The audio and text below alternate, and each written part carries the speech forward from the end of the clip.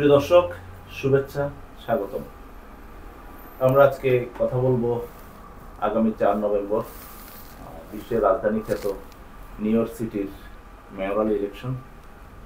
এই ইলেকশনের 3জন প্রার্থী এখন মাঠে রয়েছেন, একজন ডেমোক্রেট, একজন রিপাবলিকান আর একজন স্বতন্ত্র। তো ইতিমধ্যেই নির্বাচনের প্রস্তুতি প্রায় সবাই শেষ করে এনেছে। এই নির্বাচন নিয়ে শুধুমাত্র নিউ ইয়র্ক নয়, সারা বিশ্বের মানুষের দৃষ্টি রয়েছে এই নিউ ইয়র্ক সিটির নির্বাচনের দিকে। তো আমরা আজকে নির্বাচনের আদ্যপান্ত আপডেট সব বিষয় নিয়ে কথা বলার জন্য আমন্ত্রণ জানিয়েছি নিউ ইয়র্ক থেকে প্রকাশিত সাপ্তাহিক পরিচয়ের সম্পাদক জনাব নাজমুল হাসানকে। পুরো অনুষ্ঠান জুড়েই থাকবো আমি শাহাবুদ্দিন সাগর। জনাব নাজমুল হাসান, আপনাকে স্বাগত জানাচ্ছি। অনেক ধন্যবাদ সাগর। আমি তো শুরুতেই দর্শকদের বলছি যে এটি বিশ্বের রাজধানী খ্যাত নিউ ইয়র্ক সিটির নির্বাচন। এই নির্বাচন আসলেই কি বিশ্বব্যাপী মানুষজনের দৃষ্টি কি নিউ ইয়র্ক সিটির দিকে আসছে বলে আপনার মনে হয়? অবশ্যই, তার কারণ শুধু রাজধানী হিসেবে দেখার চাইতে আমি মনে করি যে যুক্তরাষ্ট্রের সবচেয়ে বড় নগরী এবং যুক্তরাষ্ট্রের রাজনৈতিক প্রেক্ষাপট থেকে নিউ ইয়র্কের গুরুত্ব সবচেয়ে বেশি। যতগুলো স্টেট আছে, যতগুলো রাজধানী স্টেটের ক্যাপিটাল আছে, সব কিছু বিবেচনা করার পরও আমি বলবো নিউ ইয়র্ক সিটি হচ্ছে যে এমন একটি শহর, যেই শহরে একটি আন্তর্জাতিক শহর, আবার একদিক থেকে আমেরিকার সবচেয়ে বড় শহর, এবং এই শহরের রাজনীতি আমেরিকার রাজনীতিতে অনেক প্রভাব ফেলে।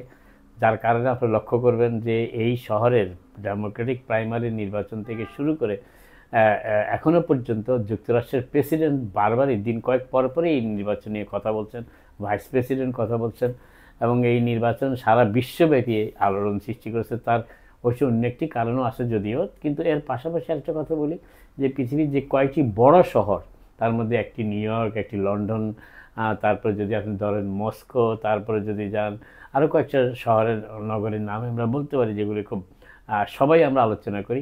লন্ডনের মেয়র মুসলিম, যদিও তিনি মুসলিম মেয়র হিসাবে নির্বাচিত হন, তার নির্বাচনের পরে বেশিরভাগ জানা গেছে যে তিনি একজন মুসলিম।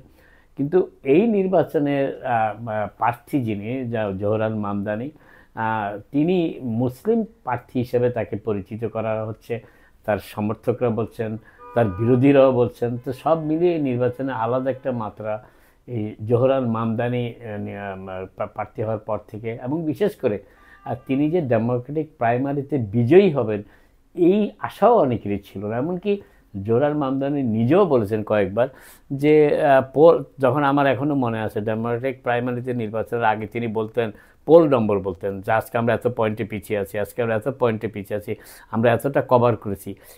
এই যে উনি এগিয়ে আসছিলেন, এবং তার ডেমোক্রেটিক প্রাইমারিতে তার যে শক্তিশালী প্রতিপক্ষ ছিল সেই গভর্নর কুমোই, যিনি এখন তারও প্রতিপক্ষ অবশ্য একজন স্বতন্ত্র প্রার্থী হিসেবে, কিন্তু তখন থেকেই জোহরান মামদানি ডেমোক্রেটিক প্রাইমারিতে, বিশেষ করে ডেমোক্রেট প্রাইমারি তার বিজয়ের একটি বড় কারণ ছিল যে তিনি ডেমোক্রেট ভোটারদের, বিশেষ করে তরুণ ভোটারদের এবং নিউ ইয়র্ক শহরে যারা মধ্যবিত্ত, নিম্ন মধ্যবিত্ত, young, urban professional, college graduate যারা আছে, তাদের বিরুদ্ধে এক ধরনের আশ্বাসের মতো একটা বাণী তিনি দিতে পেরেছিলেন। তারা তার সেই আহ্বানে সাড়াও দিয়েছে। ডেমোক্রেটিক প্রাইমারিতে তিনি ডাবল ডিজিট অর্থাৎ 2 অঙ্কের ব্যবধানে বিজয়ী হয়েছিলেন, এবং এরপর থেকেই সমগ্র যুক্তরাষ্ট্রের নজরে চলে আসেন জোহরান মামদানি। এবং এরপর থেকেই আপনারা লক্ষ্য করেছেন যে জোহরান মামদানি, সাধারণত নিউ ইয়র্ক যেহেতু একটি ডেমোক্রেটিক সিটি, ডেমোক্র্যাটরা এখানে সংখ্যাগরিষ্ঠ ভোটার হিসাবে 4.5 মিলিয়ন ভোটার খুব সম্ভবত, তার মধ্যে প্রায় 3 মিলিয়নের কাছাকাছি হচ্ছেন ডেমোক্র্যাটরা, অর্থাৎ 3 মিলিয়ন একটু বেশি হবে হয়তো বা। কিন্তু এর ফলে ডেমোক্রেটিক সিটি হিসেবে, যদিও গত 2024 সালের প্রেসিডেন্ট নির্বাচনে প্রায় 40% ভোট প্রেসিডেন্ট ট্রাম্প পেয়েছিলেন, তখন থেকে ধারণা করা হচ্ছে যে নিউ ইয়র্ক শহর হয়তোবা ধীরে ধীরে, বিশেষ করে আইন শৃঙ্খলা পরিস্থিতির কারণে হয়তোবা একটু ডানপন্থী রিপাবলিকানদের দিকে মুভ হচ্ছে।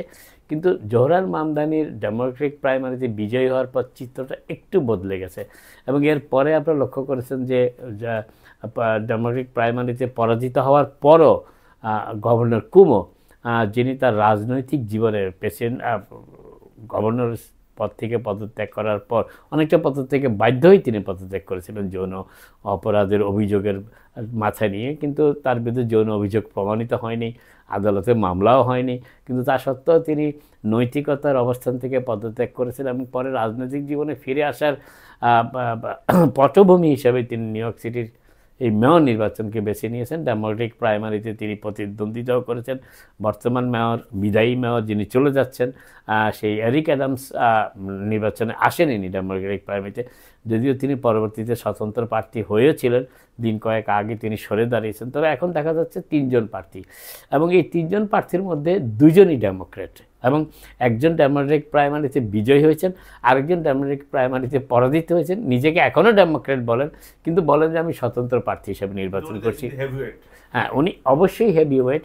এবং এই 2 জনের আরেকটি বিষয়ে দৃষ্টি আকর্ষণ করেছে, সেটি হচ্ছে যে প্রেসিডেন্ট ট্রাম্পের অনবরত মন্তব্য এই নিউ ইয়র্ক সিটি মেয়র নির্বাচন নিয়ে। তিনি জোহরান মামদানিকে একেবারে প্রথম দিন থেকেই তার অপছন্দের তালিকায় শীর্ষে।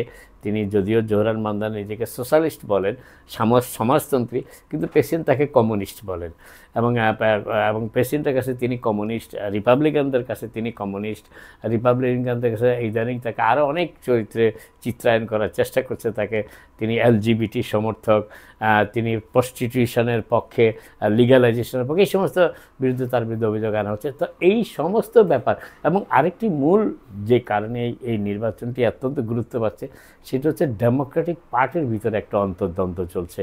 কারণ আপনারা লক্ষ্য করেছেন যে গত নির্বাচনে 2024-এর যে নির্বাচন অনুষ্ঠিত হচ্ছে, সেখানে সিনেট, হাউস এবং প্রেসিডেন্সি, এই 3টা বিষয়ে ডেমোক্র্যাটরা পরাজিত হয়েছে, এবং এর ফলে ডেমোক্র্যাটরা অনেকটা আমি বলবো মনোবল হারা একটি পার্টি এই মুহূর্তে। এবং তখন যদি পার্টির অভ্যন্তরেই সমাজবাদী উদারপন্থীদের সাথে মধ্যপন্থী যারা আছে ডেমোক্র্যাট, তাদের ভিতরে একটা সংঘর্ষ চলছে, এবং এই সংঘর্ষটা কখনো দৃশ্যমান, কখনো অদৃশ্য।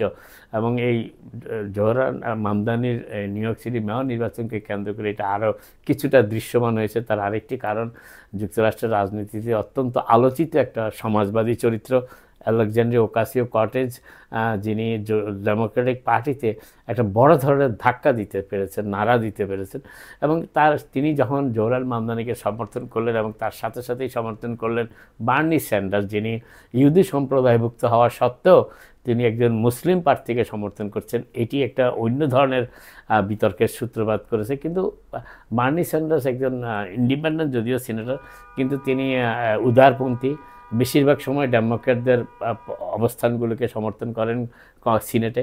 কিন্তু এই 2 জনের সমর্থন, এবং এর পরে নিউ ইয়র্ক স্টেটের গভর্নর ক্যাথি হোকুল যখন জোহরান মামদানিকে এন্ডোর্স করলেন, তখন ডেমোক্রেটিক পার্টির ভিতরে অন্তর্দ্বন্দ্বটা আরও স্পষ্ট হয়। হাকিম জেফ্রিজ যদিও দিন কয়েক আগে সমর্থন দিয়েছেন, কিন্তু হাকিম জেফ্রিজের সমর্থনটা যেহেতু জোহরান মামদানি ইতিমধ্যেই ডেমোক্রেটিক পার্টির প্রার্থী হয়েছেন, অতএব তিনি ডেমোক্রেটিক পার্টির একজন শীর্ষস্থানীয় নেতা, অতএব তার পক্ষে ডেমোক্রেটিক ভোটাররা যাকে সমর্থন করেছে তার বিরুদ্ধে যাওয়া সম্ভব না।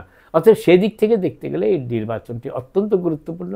নির্বাচনের ফলাফল যাই হোক না কেন, নিউ ইয়র্ক সিটি যে এক ধরনের পরিবর্তনের অবস্থায় দাঁড়িয়েছে সেটি বলার অপেক্ষা রাখে না। আপনি বললেন যে মামদানিকে অনেকেই হেভিওয়েটরা আপনার সমর্থন দিয়েছেন, কিন্তু সেক্ষেত্রে যদি আমরা দেখি যে গভর্নর কুমোকে কারা সমর্থন দিয়েছেন, আলোচিত কয়েকজনের নাম কি বলা যায়? যে গভর্নর কুমোকে যারা সমর্থন দিয়েছেন এরা সবাই ধনকুবের, এবং এরা মূলত নিউ ইয়র্ক সিটির দীর্ঘদিনের বাসিন্দা, বিলিনিয়ার ক্লাবের সদস্য, এবং তাদের অ্যাক্টিভ হয় যে একজন অনভিজ্ঞ, অত্যন্ত তরুণ, সমাজবাদী, সোশ্যালিস্ট, যিনি বিলিনিয়ারদের ট্যাক্স বেশি আদায় করতে চান, বেশি 2%, এখন যা ট্যাক্স দেন তার থেকে 2% বেশি আদায় করতে চান, 52%, 52%। অতএব তারা মোটামুটি দারুণভাবে অসন্তুষ্ট জোহরান মামদানি, এবং তারা চাচ্ছেন জোহরান মামদানিকে মেয়র পদে নির্বাচিত হতে ঠেকানোর জন্য, এবং সেই জন্যই যতটা না অ্যান্ড্রু কুমোর প্রতি সমর্থন নৈতিকতা কিংবা আদর্শের কারণে, তার চেয়ে বেশি সমর্থন মামদানি ঠেকাও অবস্থানের কারণে। একটা রানিং মেয়র এরিক অ্যাডামস, তিনি তো গভর্নর অ্যান্ড্রু কুমোকে সমর্থন দিয়েছেন। তিনি এখন তো হেভিওয়েট ডেমোক্রেট না, তার সমর্থন কি কোনো প্রভাব ফেলবে নির্বাচনে? আপনি কি না, তার সমর্থন খুব একটা প্রভাব ফেলবে না। তবে একেবারে যে প্রভাব ফেলবে না তাও বলা যায় না, তবে সেই প্রভাব জোহরান মামদানিকে ঠেকানোর জন্য যথেষ্ট কিনা সেটা নির্বাচনের যত দ্রুত এগিয়ে যাবে তত বোঝা যাবে। তবে এখনো পর্যন্ত আমার কাছে মনে হচ্ছে যে মেয়র এরিক অ্যাডামসের সরে দাঁড়ানোর ফলে নির্বাচনটা কিছুটা প্রতিদ্বন্দ্বিতামূলক হয়েছে।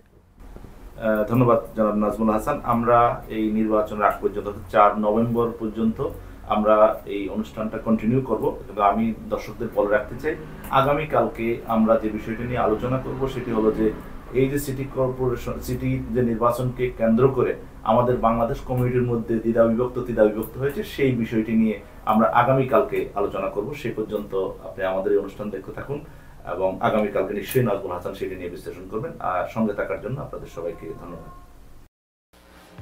দর্শক, ভীষণ ভালো থাকবেন। এ ধরনের গুরুত্বপূর্ণ তথ্য এবং ভিডিও পেতে আমার চ্যানেলটি লাইক, সাবস্ক্রাইব এবং শেয়ার দিন।